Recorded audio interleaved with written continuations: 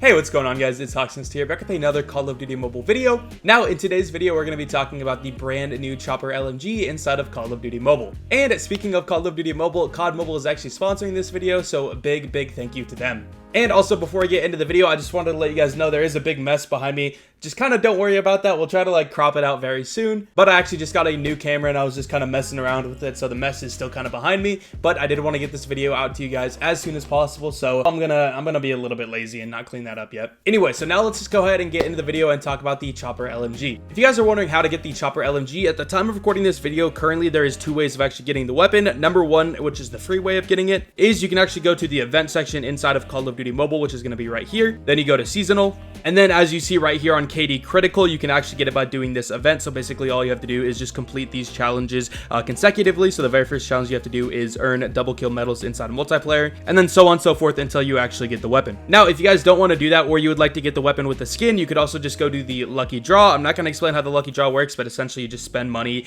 to have a chance at actually getting the weapon. And if you do spend enough money, you will be guaranteed to actually get it. And this is how much CP I had to spend personally to get the weapon. So now that you guys know how to actually get the weapon, let's just go ahead and talk about the details of the weapon so you guys can know whether or not it's actually a good LMG, and if you do actually have it, how you should be playing with it and what kind of attachments and perks you should use. So first off, let's just go ahead and talk about the fire rate of the weapon, so essentially how fast it shoots. Now, the fire rate of the Chopper is actually going to be 745 rounds per minute. And if you guys are wondering, that's going to be identical to the PDW and the Razorback, and just slightly slower than the S36. The S36 has a rounds per minute of 750. So as you can tell, just barely slower. And I'm also going to compare the Chopper to the RPD in this video quite a bit, just because currently I would say the RPD is the best LMG inside of the game. So comparing the Chopper to the RPD would just be a good way to kind of evaluate how good the weapon actually is. So anyway, the RPD fire rate is going to be 659. So as you can tell, quite a bit slower. Next up is going to be the recoil of the weapon. This is what the recoil looks like next to the RPD. Now, as you can tell, the RPD actually has two different possible recoils, and that is going to be the no grip recoil pattern as well as the grip recoil pattern. So that is the unique thing about the Chopper, is that it only has one recoil essentially, and that is because you can't use a grip on the weapon. One weird thing though is that you can actually get the grip if you do go into the 2v2 mode, because the 2v2 mode will randomly give you guns, and there is a chance that you actually will get the Chopper with the foregrip, as you can tell from the screenshot on your screen right now, which is going to be courtesy of Pathogenesis, or Path.exe. I think that's his name now.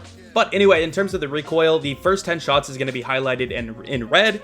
And personally, I would say the first 10 shot recoil is very controllable. It's really not that hard to use, but after 10 shots, it does start to jump around a lot more. So you want to be trying to shoot the gun up to 10 shots and then stopping for a second and shooting again, just so your recoil can kind of reset, otherwise known as burst firing. But I would say up to about 30 meters, this weapon is very easy to control. After that, it is a little bit harder and it will take a little bit more practice, but it's really not that difficult to get pretty controllable recoil. In terms of the RPD, I would say it is a little bit easier to control, but really not that much. Next up is going to be the damage and range values of the Chopper compared to the RPD. In terms of the damages for the Chopper, from 0 to 11 meters, it's going to deal 25 damage. From 12 to 35 meters, it's going to deal 21 damage. And from 36 meters and above, it's going to deal 17 damage. Which also means that if you're shooting someone that's HP, it's either going to be 4 shots, 5 shots, or 6 shots to kill. The only other time it'll be different is if you're shooting headshots, shooting through a wall, or shooting someone that is low HP. Now, if we actually compare this to the RPD, you can see it is quite similar, but definitely a little bit lower than the RPD.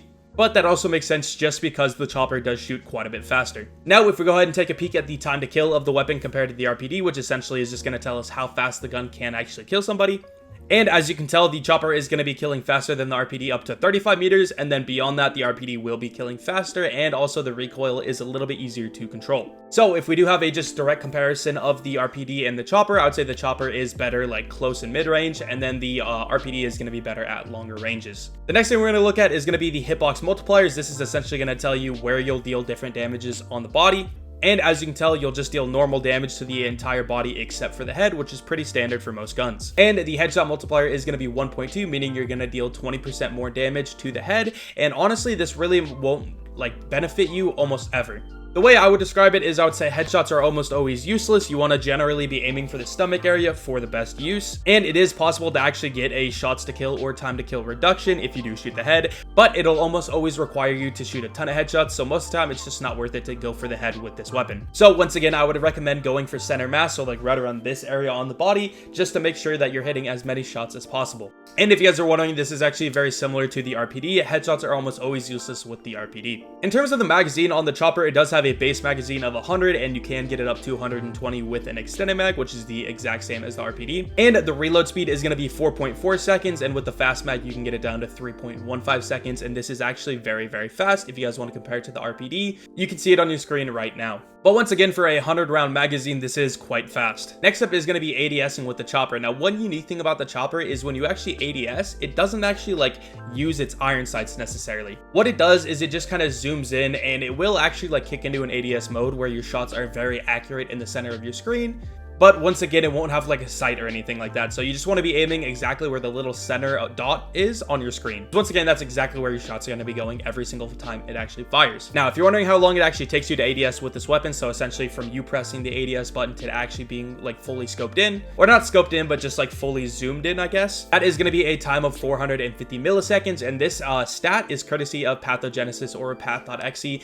His channel will be linked down below if you guys do want to check that out. But anyway, 450 milliseconds is going to be on the slower side, but it's not terrible, I guess. But once again, it is going to be slow, and that is mostly just because it is going to be an LMG. But if you do put a quick draw on this weapon, you can get it down to 360 milliseconds, which is a decent amount faster. If you're actually using this weapon to be very aggressive, I would highly recommend using that attachment. And also, you can't actually put any optics on this gun, so that means no red dot, no tactical scope, no hollow sight, nothing like that, so you won't be able to just do that essentially. So that is something to keep in mind when using this weapon.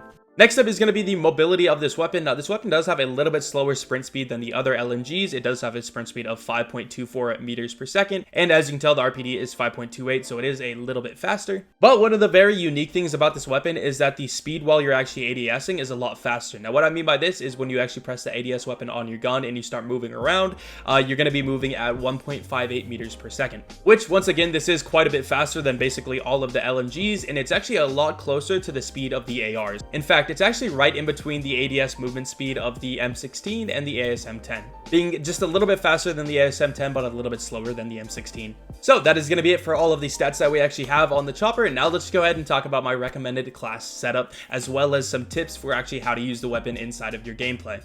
I think the benefit of the chopper is that it is extremely lethal, especially close to mid-range. It can kill super fast, and obviously the recoil is not that bad. But the biggest downside is just the overall mobility of it, the slower reload speed, the slower movement speed. All of that stuff is going to make it a little bit hard to play aggressive with, but not totally impossible if you do actually practice playing aggressive with it and if you have the right attachments and perks. So if you want to use this weapon as a more aggressive weapon, something that you kind of use on like different hard points or domination points, or even in TDM, just kind of rushing people, this is what I would have for my class. All right, so in terms of the attachments, I would say a laser sight, a stock, and a quick draw. Obviously the quick draw is so you can ADS a little bit faster, because that is one of the bigger issues with the chopper. And the stock is just so you can strafe a little bit faster. If you guys are wondering what strafing is, it's a really strong movement mechanic. I made an entire video which you guys can see on the screen right now. If you guys want to check that out, it'll be linked down below. But anyway, I think a stock is really good with the chopper because it already has pretty good strafing speed, and a stock will just help you a little bit more.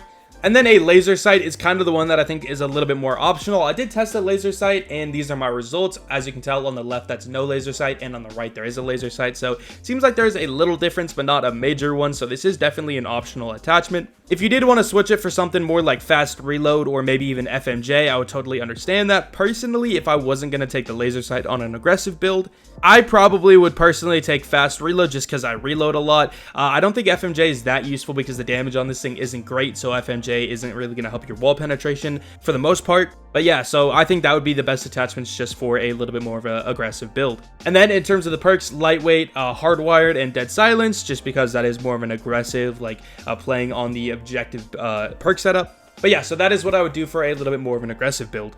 The next build that I'm going to have is something that's a little bit more for camping, I guess. This isn't something where you want to sit like in the very back of the map, because obviously there is better guns for doing that. But this is going to be one where you're taking a little bit more mid-range camp, so you'll be sitting on head glitches and stuff. So like on standoff, like this point right here. So for the most part, I'll just kind of call this like a head glitch build. Basically going to be acting like a turret with the chopper with this kind of build, where you're just going to be holding down really good locations and just beaming people down a lane or something. But anyway, I would use probably FMJ. Again, it's kind of tough to say whether or not FMJ is super good or not. I personally think on this build an FMJ would be decent, but again, with the third attachment you could really choose anything. But then for the next one, I would do stock, because once again strafing is really good, and then quick draw, just because if you are going to be taking fights against people that are a little bit closer, which you might be doing if you are playing like a mid-range build like this, I think quick draw is a good option.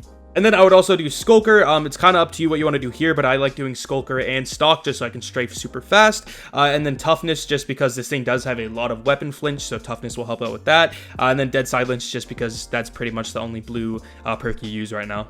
But yeah, so as you can tell with the Chopper, there's really not that many options that you can do. Just kind of go with whatever you want, but again, that is what I would recommend. And my final thoughts on the weapon is I think it is a great weapon around the mid-range to close-range area. Again, after like 35 meters, our RPD just outclasses it completely. And obviously, taking fights against like snipers wouldn't be great, but if you do ever take a fight above 35 meters, so just at those longer ranges, I would highly recommend burst firing because it is really hard to full auto this thing at those longer distances. But inside of that, I think this weapon is great. You just want to make sure that you're pre-aiming corners all of the time, and basically what I mean by that is just scope in before you look around a corner, because again, it does take a long time to scope in with this weapon, so you want to make sure to do that before you even see people. So just constantly be pressing the ADS button whenever you go around a corner, and it'll basically reduce the chance that you'll get killed super fast. And again, understand that the movement speed and reload speed of this weapon is not great, so just try to play around that and position properly. And again, properly basically just means go in situations where you're not going to have to be running super fast or anything, kind of be sitting down in good head glitches and stuff like that. Overall, because it is an LMG, your playstyle is definitely going to have to be something that other people would be kind of annoyed at. But with all of that being said, I hope you guys did enjoy this video. Make sure to drop a like and a sub down below if you guys did actually enjoy it. And with all of that being said, I will see you guys later. Peace.